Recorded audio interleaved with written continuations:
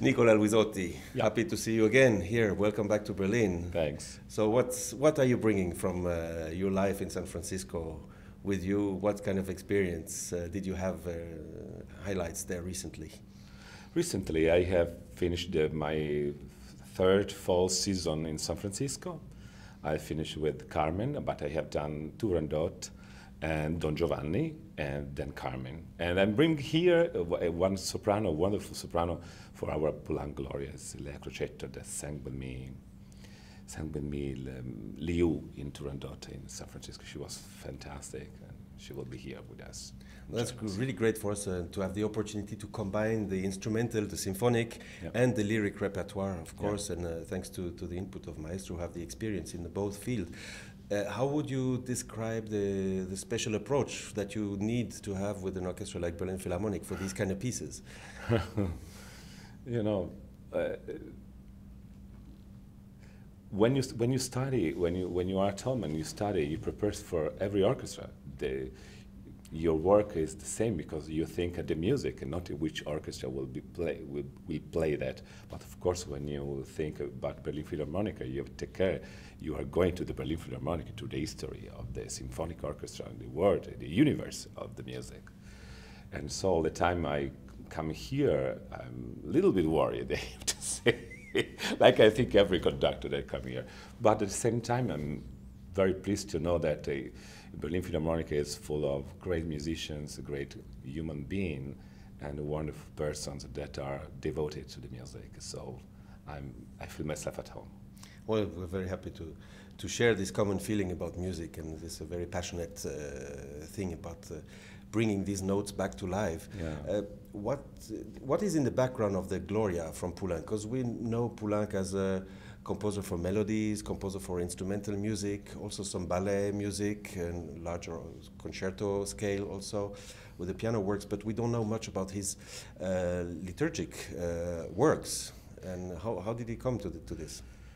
You know, many years ago I was chorus master, and I have done many pieces by Cora Cappella, by Poulenc, and I felt a love for this composer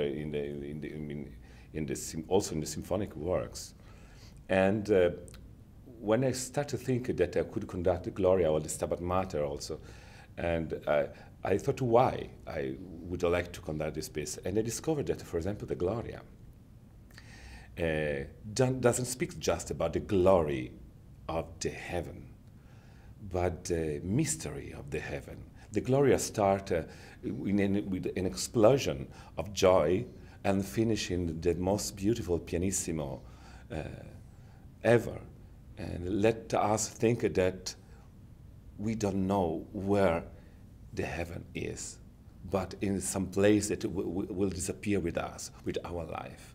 And to find this intimate, we have to go inside of this kind of sound and disappear with the sound together at the end. Poulenc is really a composer when it comes to emotion, and also about his vision about religion, which he came to later in his life after losing some dear friends, who was also, for instance, Pierre-Octave Ferrou, one of fellow composers who burned most of his music and then went on a holiday trip in Hungary and died in a car accident in that time. It was probably one of the first composers in the music history dying in a car crash at all. And it was a real shock for Poulenc coming back from holiday and having lost this friend and having this information. This was for him the opportunity to turn to some religious texts actually and have a look at this material. And he started writing some sketches that gradually build up into what was going to become the Gloria. And you can really hear, as you suggest, the human touch, the fact that for him religion is not something exterior, it's something very inside, very deep and very personal and intimate. Yes. And there's a lot of spots where typically in the Gloria you would have a fugato, you would have some rhetorical things or cathedral thing, and there he chooses the simplicity or the chorus in the dialogue also with the orchestra. Yeah. How is you see the music related, of course, to the words? Yeah, you know, he used to change the accent during the concert. There is a traditional accent and French accent inside. So he switched the accent to sometimes to French accent and sometimes to the original Latin accent. And what would you like to say about also this piece is that when we have 20 or 18 or 22 or 21, we feel ourselves invincible. Mm-hmm. And we think that we don't need to think about the future, about the next step of our life. And probably when we meet personally accident in our life, friends that pass away in a reasonable way, we lose the opportunity to feel ourselves invincible. And all the years that you put in your shoulders, they become a stone in our life. And I think that Poulenc has had this stone on his shoulder when he decided to compose the Gloria, because he understood that the life is short, many times is stupid, and he thought probably that life is an opportunity to leave something in our passage. And in the Poulenc Gloria, he described the beginning of the life. Tam, pam, ta-da, tam, tam, pam, tam, pam, pam. When you arrive at the life, you realize that the life is beautiful and is full of sun and full of hope. And you realize at the end that there is a hope, but not in our life.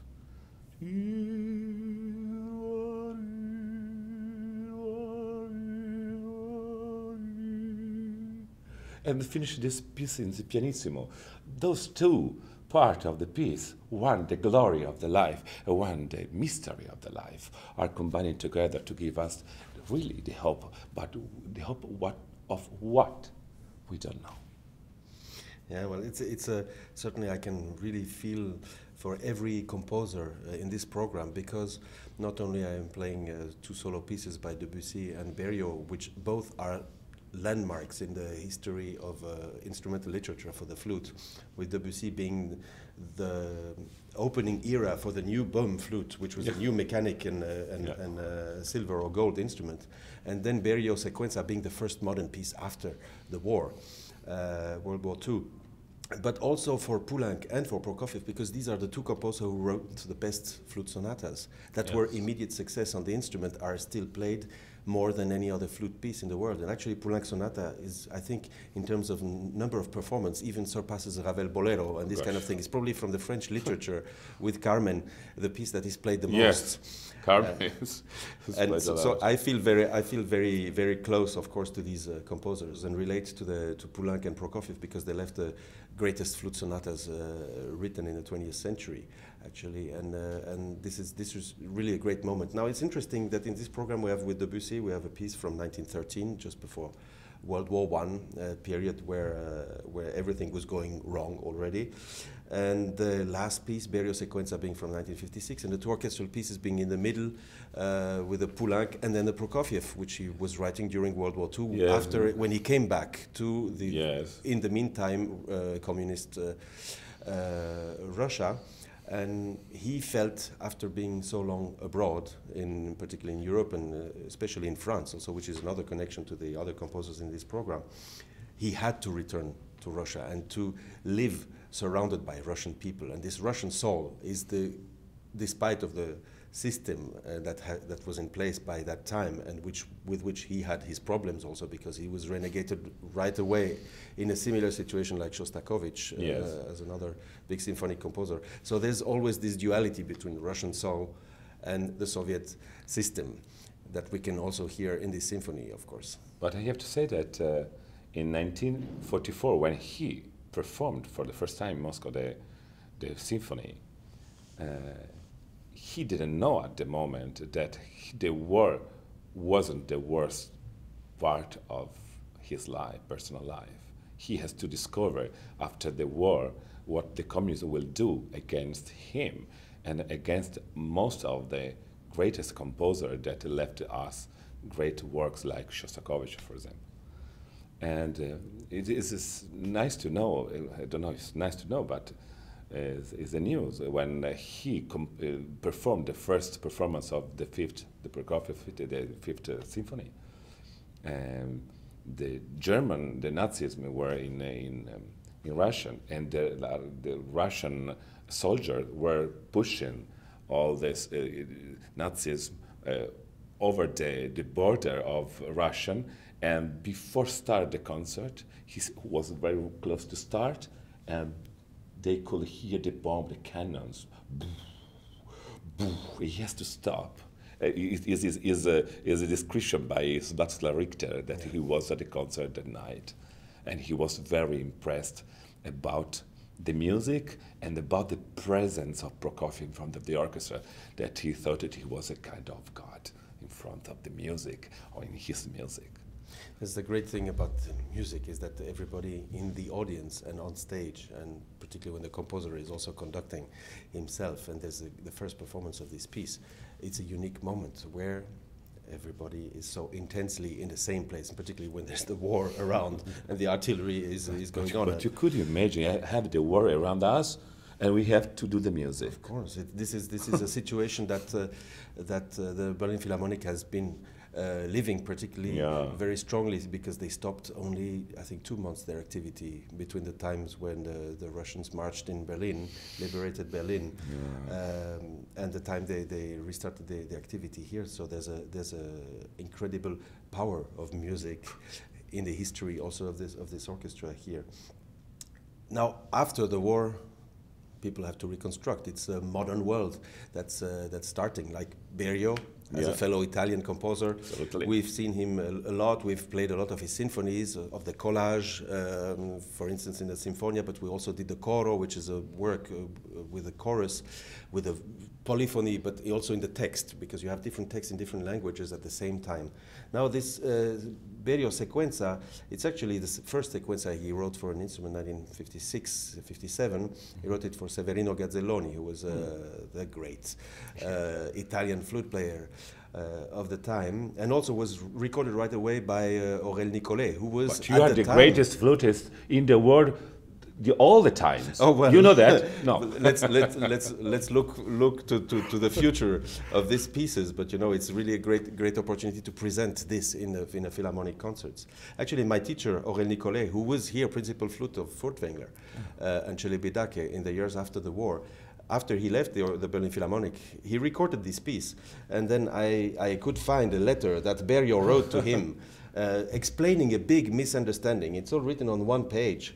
Dated 14 October 1966, because Berio started something really new, and it was modern times, and for this he had to, and I marked this with the colors also in my part, there's something very important, that he changed the timeline, the structure. Usually we write with the rhythm, with bars, 1, 2, 3, 4. This is what the conductor is showing, is where the downbeat. For this reason, people need conduct. Now, how would you conduct this piece? Because you see, you have lines in a regular spacing, and it's like a timeline for the computer, or like for a movie. And we have to place the notes.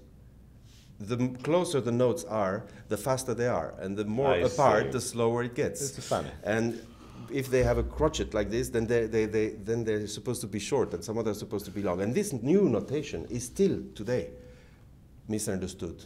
Many people. We were recently on a tour in China with the Berlin Philharmonic, and I was asked in Beijing, could you please teach us how to read this?